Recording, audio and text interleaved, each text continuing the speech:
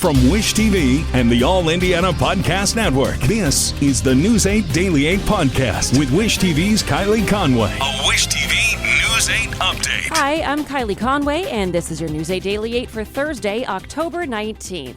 You are going to need that rain gear today. On and off scattered showers all throughout the day. Some wind gusts, too, of 20 to 30 miles per hour at times. Not a ton of rain. It's just going to be consistently inconvenient throughout the day. Highs are going to get into the low 60s. We've been following breaking news this morning. What we know so far by Indianapolis police is that one person was shot by an IMPD officer this morning. It was on the south side of Indianapolis, happened around 6:30 this morning. The officers were responding to a call at a gas station. It's the Speedway gas station in the 2000 block of Shelby Street near Raymond Street. Shortly after police got there, officers fired at the suspect. IMPD says that no officers were hurt, but the department didn't give an update on the victim's condition or the suspect's condition. It is not clear what led to the shooting or why officers were originally called to the scene. As of 8 o'clock this morning, Shelby Street was closed from Raymond Street to LeGrand Avenue. Drivers and people walking in the area were advised to take some alternate routes. And today, for the first time, cameras will be in the courtroom for a hearing in the Delphi murders case. The judge says she will consider several issues in the case against Richard Allen.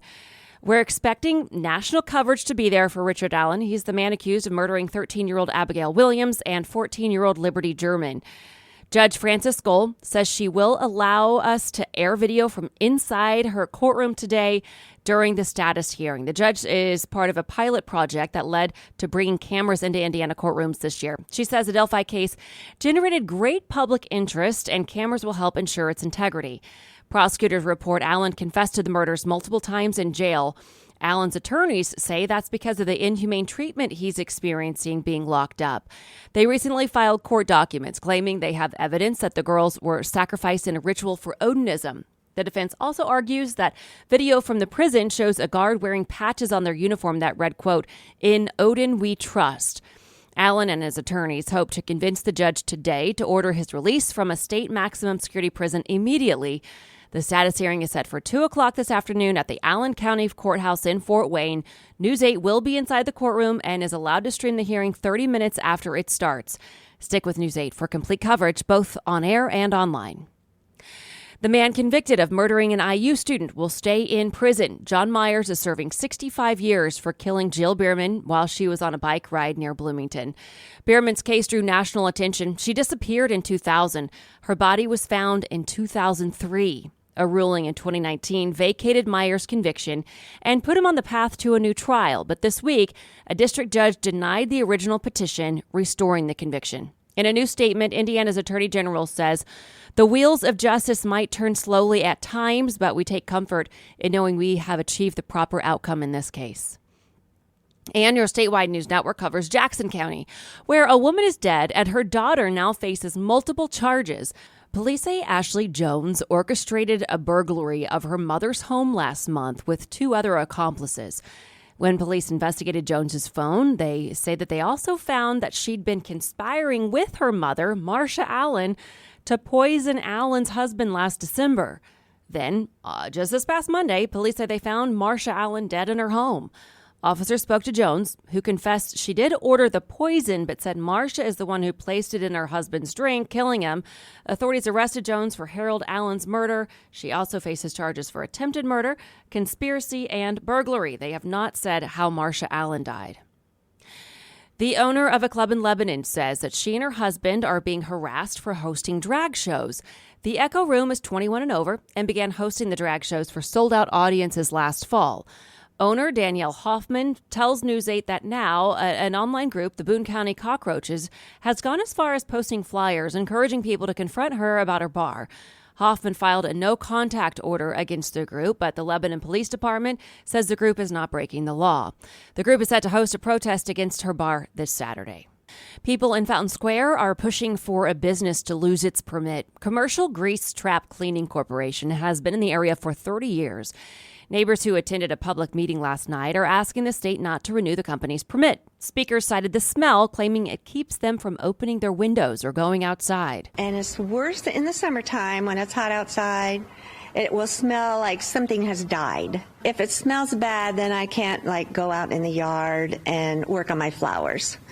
And my great-granddaughter here, she can't ride her bicycle on the sidewalk. State environmental management regulations require such facilities to be no closer than 600 feet from homes. An employee at the meeting said the business is grandfathered in, so it's allowed to keep operating in the neighborhood. The company's owner tells News 8 he's working on ways to curb the smell with chemicals. Police have until Monday to share comments about the company. State officials will then decide whether to renew the permit. Israel says Egypt can deliver limited humanitarian aid to the Gaza Strip. This comes after a deadly hospital explosion killed hundreds of people in Gaza. It marks the first time any aid was provided since a 10-day siege began. Meanwhile, President Biden is back safely in the United States this morning after a quick, high-stakes trip to Israel. He returned to Joint Base Andrews overnight. Biden's trip included meetings with the Israeli president, the prime minister, and also first responders there. The White House says his visit arranged the initial agreement for 20 trucks of aid to cross into Gaza. The UN says people can cross again if the area operates normally. Biden also pledged $100 million in humanitarian aid for Palestinians in Gaza and the West Bank. I was very blunt about the need to support getting humanitarian aid to Gaza. Get it to Gaza and do it quickly.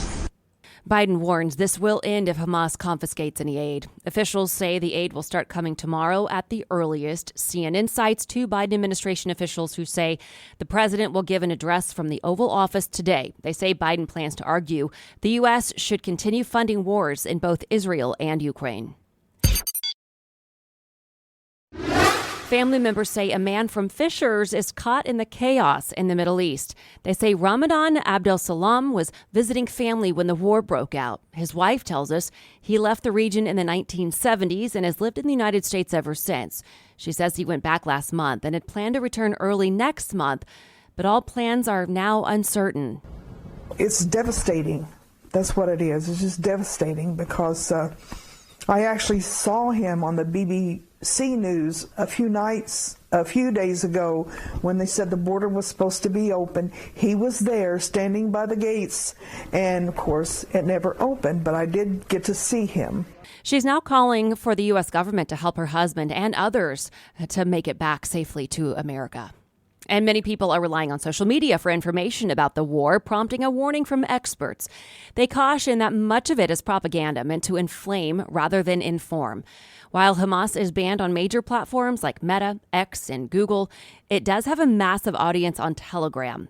The Center for Strategic and International Studies says the group has added millions of followers by videotaping its assaults and sharing the images. And happening today in Indianapolis, an iconic restaurant here celebrates a grand reopening near the spot where it burned down more than 3 years ago. The fiery scene at Country Kitchen sent shockwaves through the community. In the meantime, they've been doing takeout and catering orders out of a space on Commerce Avenue since November of 2020. Now, after the long wait, Country Kitchen is ready to serve customers again in a new restaurant. It's added an event space as well. It will feature Sunday brunches soon, starting very soon. It also started in 1988 when the family-owned restaurant first opened. Over the years, it's become a fan favorite for athletes, musicians, and former presidents visiting Indy. It's according to the website. Everything was, of course, up in the air because of the January 2020 fire, plus the effects of the COVID-19 pandemic. But they made it. There is a new bar in there that wasn't in the original location. So some new things to take advantage of, but also that old soul food menu will continue to serve guests. The grand reopening is set for 11 o'clock this morning, and then the dining room will open to dinner guests at 5 o'clock this evening. And the race for House Speaker is once again at a stalemate this morning. Jim Jordan is set to try a third time to win the gavel this afternoon after failing a second vote yesterday. 22 Republicans voted against Jordan. That was up from 20 Republicans the day before. Jordan can only afford to lose a handful of Republican votes. Still, he says he is pressing ahead, but some lawmakers want Jordan to step aside and allow someone else to run. A former candidate for Marion County prosecutor will soon be a state senator. The Republican Party announced last night Cynthia Carrasco will fill Jack Sandlin's seat. The longtime lawmaker died last month. Carrasco became vice president and general counsel of the University of Indianapolis earlier this year. She also served in Governor Holcomb's administration. Carrasco will fill the seat through November of next year. And 2 of the largest counties in central Indiana need hundreds of poll workers. Early voting is well underway. Looking toward Election Day, officials in both Marion and Hamilton counties are looking for more volunteers. Officials say they expect big turnout. Hamilton County needs about 100 more workers. Marion County needs 659 more volunteers. The Marion County Board of Elections says it especially needs Republican volunteers. Any voter is eligible to volunteer. If you do, you will get a small stipend for working Election Day. If you'd like to help work the polls, we have a link to sign up on wishtv.com. Women across Indiana are calling on state lawmakers to get rid of the so-called tampon tax. Some voiced their opinions during a rally at the State House yesterday. Mad Voters is a nonprofit that works to advance equitable efforts in Indiana through education, outreach, and advocacy. The group says women in Indiana spend $5.6 million in sales tax on period products each year, and the group is working to change that. We're confident that if it would just be given a chance in the hearing, it would have bipartisan support, because who doesn't want to support, women and children? Because by extension, periods affect women, children, family. According to the Alliance for Period Supplies, Indiana is one of 21 states to charge sales tax on period products. And to the Colts, it is Gardner Minshew's team now. Owner Jim Irsay confirms quarterback Anthony Richardson will have season-ending shoulder surgery. Richardson's rookie season is over after just 4 games. Head coach Shane Steichen says the surgery will happen soon, and he expects Richardson to make a full recovery. Richardson finishes his rookie season with 3 passing touchdowns and 4 rushing TDs. And to business headlines, food prices have increased from this time last year, and it is likely prices will remain high going into the holidays. The U.S. Bureau of Labor Statistics said eating out is costing 10% more than it did last year. Cereal and baking products increased by 9.6%, and with pies being among the popular items for the holidays. The average rate on the popular 30-year fixed mortgage rate hit 8% Wednesday morning. Mortgage News Daily says that is the highest since the summer of 2000. The higher rates have caused mortgage demand to plummet. The higher cost of living has sent the foreclosure rate up 34% compared to last year. And Netflix raised subscription prices for some of its streaming plans in the United States. The company picked up nearly 9 million new customers around the globe, surpassing the 6 million consensus forecast of Wall Street analysts. Still, the company raised the price of the premium ad-free plan by $3 a month to $22.99. The one-stream basic plan rose by $2 a month. Amazon is testing a humanoid robot in its warehouses. The humanoid robot, called Digit, is bipedal and can squat, bend, and grasp items using clasps that imitate hands. They'll initially be used to help employees consolidate bins that have been emptied of items. The number of sick days Americans take annually has soared since the pandemic, according to employee payroll data. COVID-19 and a rise in illnesses such as RSV, which can require days away from work, are one reason. But the Wall Street Journal also spoke to managers and human resource executives who also attribute the jump to a bigger shift in the way many Americans relate to their jobs.